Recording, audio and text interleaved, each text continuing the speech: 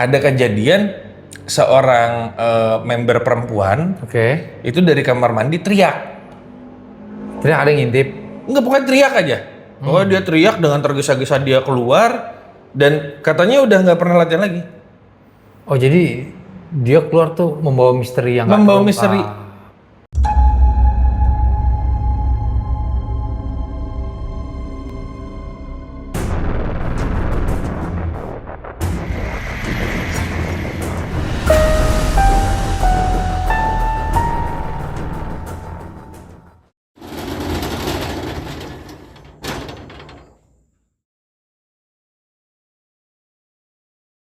Oke guys, balik lagi di OTT, obrolan tutup toko. Tutup tokonya, Buka ceritanya.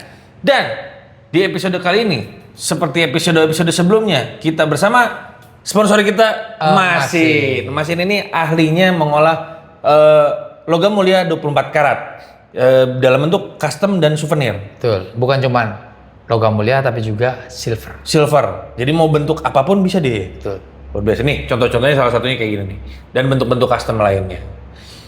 Dan seperti biasanya, gue juga selalu akan mengingatkan untuk yang nonton subscribe, karena subscribe itu gratis. Kata Atta Halilintar. Kata Atta Halilintar, supaya kita masih tetap semangat bikin konten-konten horor dan menarik lainnya. Betul. Ini bisa jadi apa namanya? Giveaway. Oh iya bener, gue lupa nyebutin. Jadi untuk episode kali ini dan episode yang ada Masinnya, Betul. ada giveaway menarik, souvenir menarik dari Masin. Tentunya produk-produknya Masin dong. Ya. Jadi syaratnya adalah komentar terbaik dan cerita yang dikirim ke kita yang akan kita bacain nantinya. Ya. Kalau ceritanya menarik, akan dapat souvenir giveaway dari produknya Masin. Langsung kita kirimin. Langsung kita kirimin. Masin yang kirimin. Masih yang kirimin. Masin yang kirimin. Iya. Jadi biar tidak ada konflik kepentingan gitu. Iya. Kalau kita yang ngirimin kan ternyata dikiriminnya 3, sampainya cuma 1 kan, wah tim OTT ini nggak bener nih gitu Iya. jadinya. Langsung lu cerita. Karena sponsornya Masin, gue jadi keinget ada satu cerita. Iya, ceritanya apa? Jadi gini, jadi dulu kan gue pernah nge-gym di salah satu jaringan gym ya. Oke. Jaringan gym ini tersebar seluruh Indonesia, Di kota-kota besar. di kota-kota besar, dan sebenarnya seluruh dunia. Apa hubungannya sama Mas? Jadi sebut aja jaringannya itu namanya Silver Gym. sebut saja Silver Gym. Nah, gua itu seringnya yang di dekat rumah. Kebetulan tempatnya itu adanya di dalam mall. Oke. Jadi kan biasanya dia ada di mana-mana, cuman umumnya ada di salah satu ada di dalam mall. Oke. Ini cerita dari salah seorang personal trainer yang baru pindah. Di tempat gym Di ini. tempat gym ini. Ya. Sebenarnya sih kalau gua nge-gym di situ tuh ya random aja. Kadang-kadang lagi bisa pagi-pagi, kadang bisa siang-siang, kadang bisa malam-malam. Kalau pagi nggak mungkin deh. Bisa, kadang-kadang gua pagi. Kadang-kadang pagi. Waktu itu ya, pada saat lagi sehat-sehatnya secara fisik dan dompet.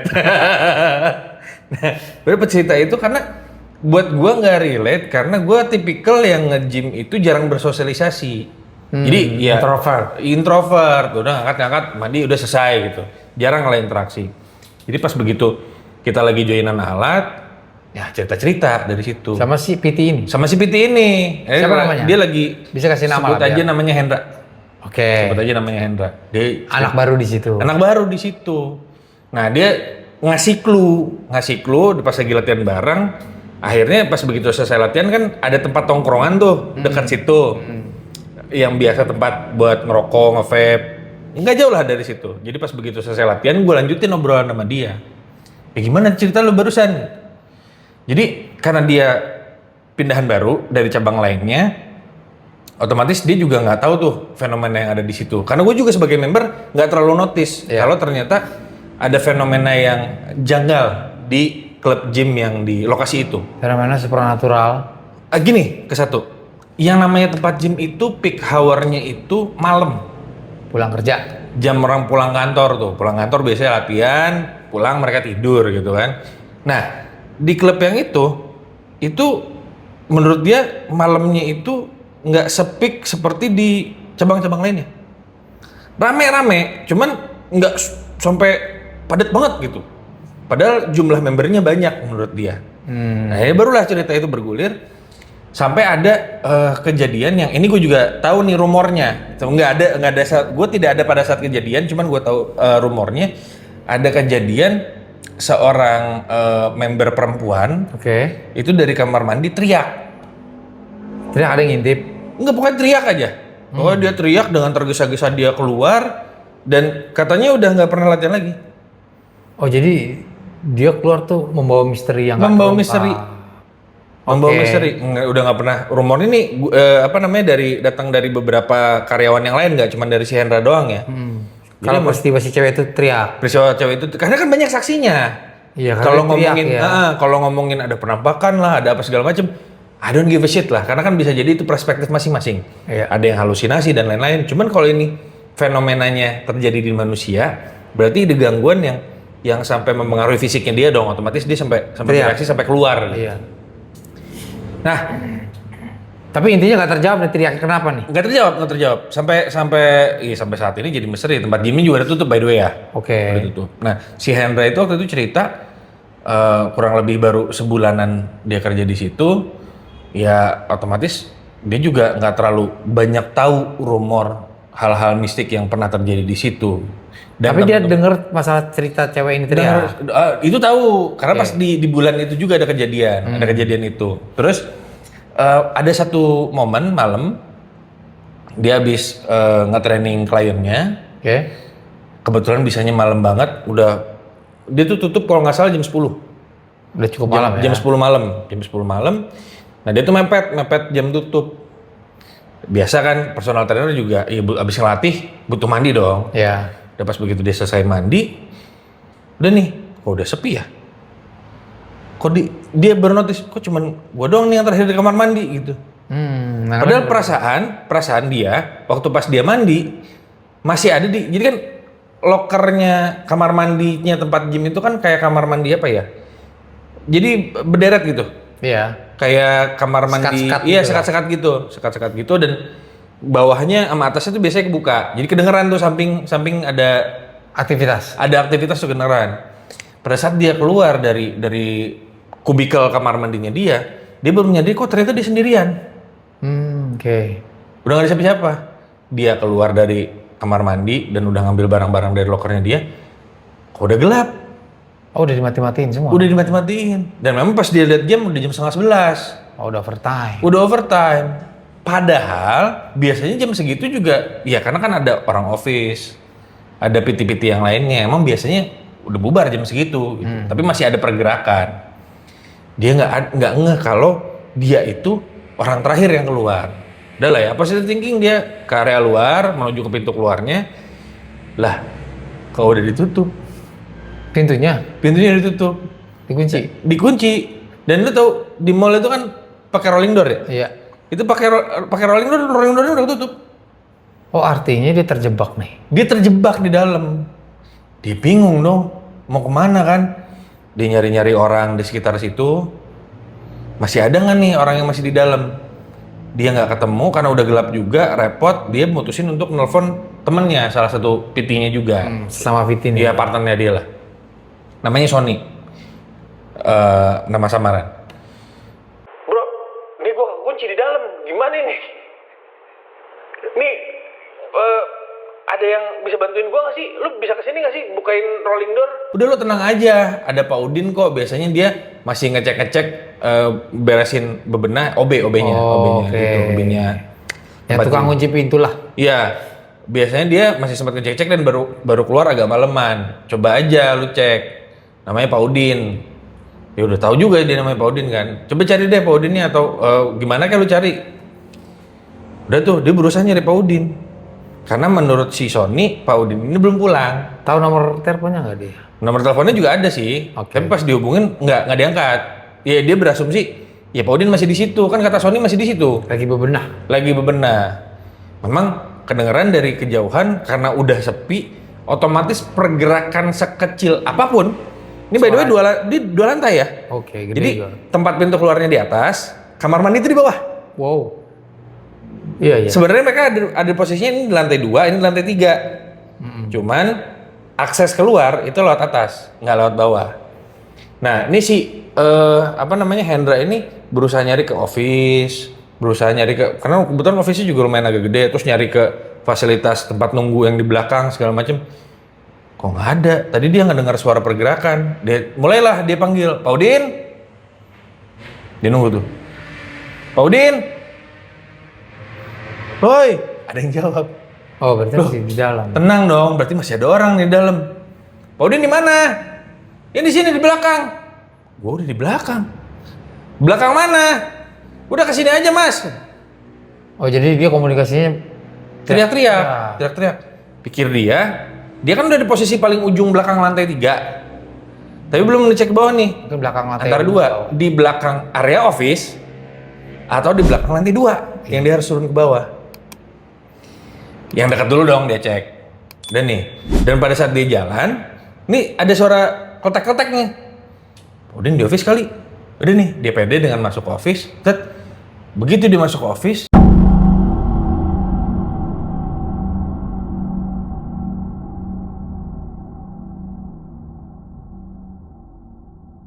gelap office.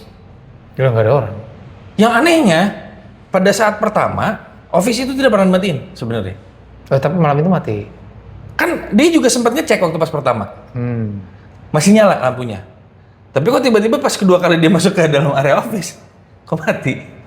Pak Udin yang matiin. Bisa jadi.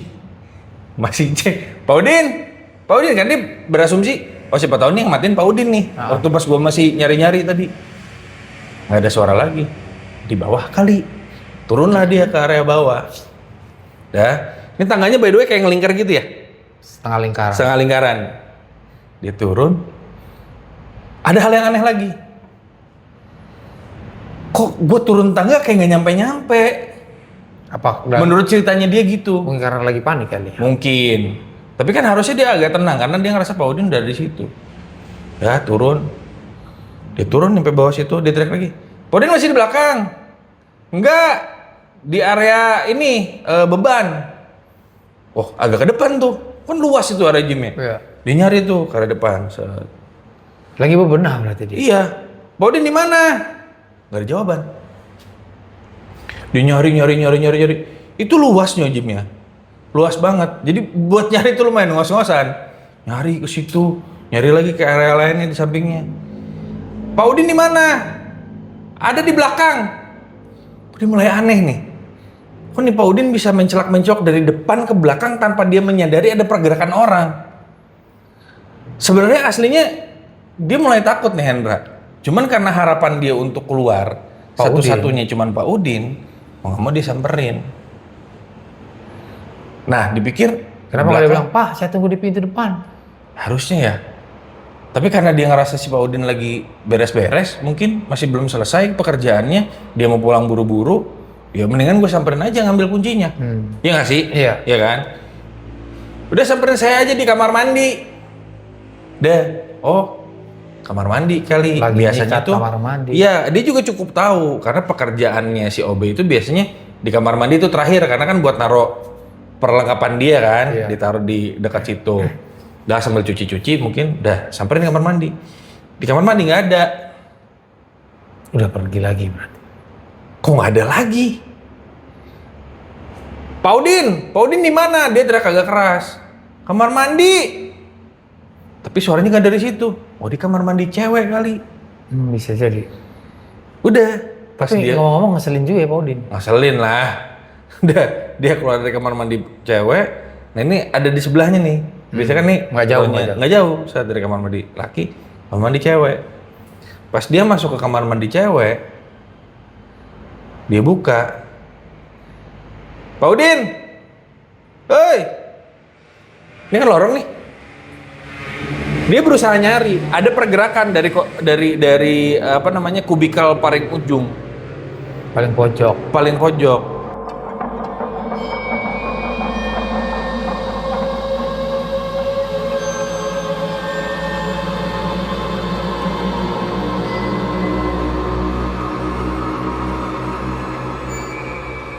Dia pikir dia mungkin lagi bersih-bersih sesuatu atau lagi ngebersihin klosetnya atau gimana.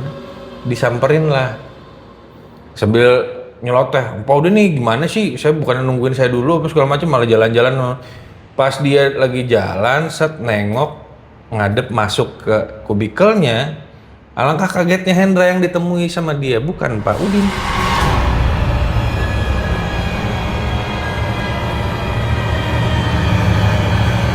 Penampakannya gitu. Penampakannya tinggi, gede, berbulu.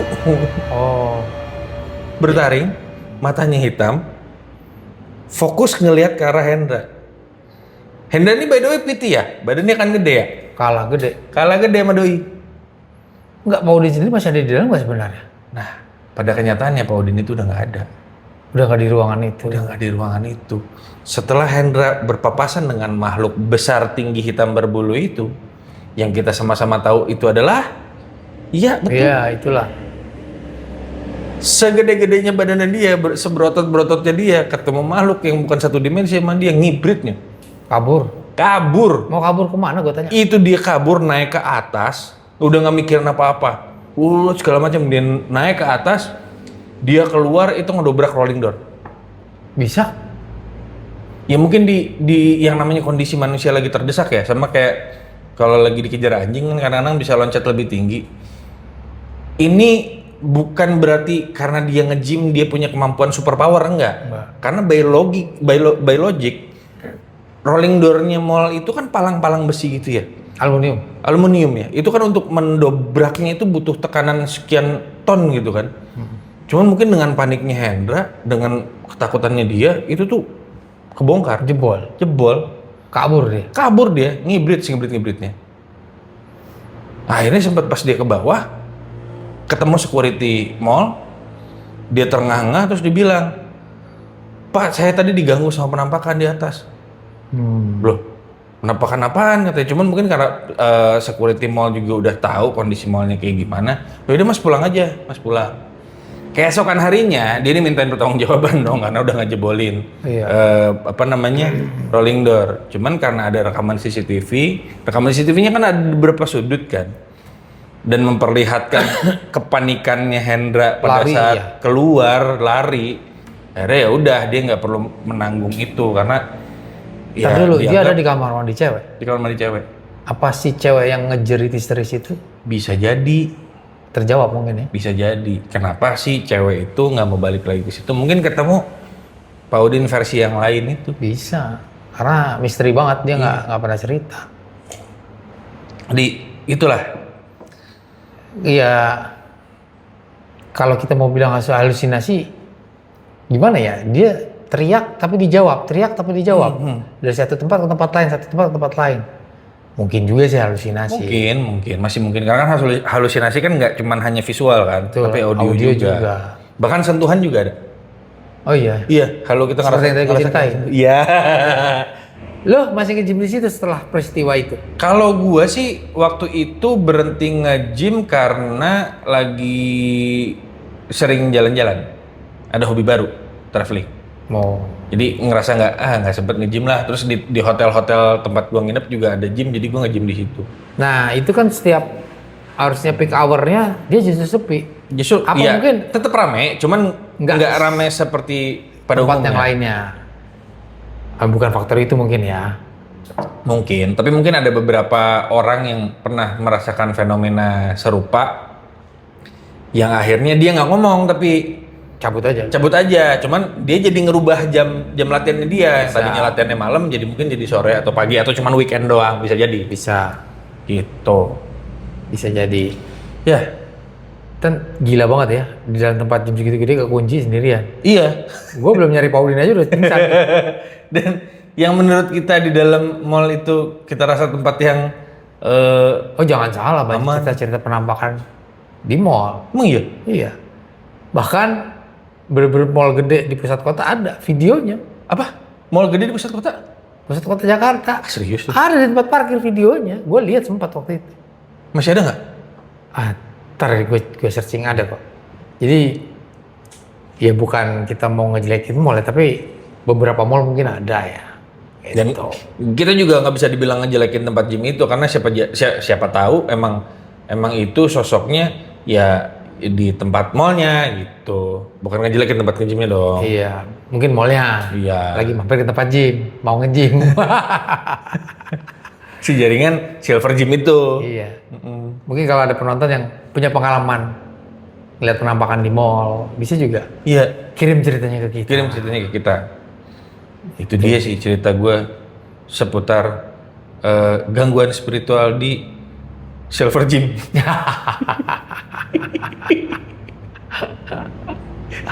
Gitu ya. Oke, sip. Jadi udah dulu episode kali ini. Jangan lupa buat kalian yang punya cerita menarik atau hal-hal spooky lainnya, nggak cuman hal horor ya.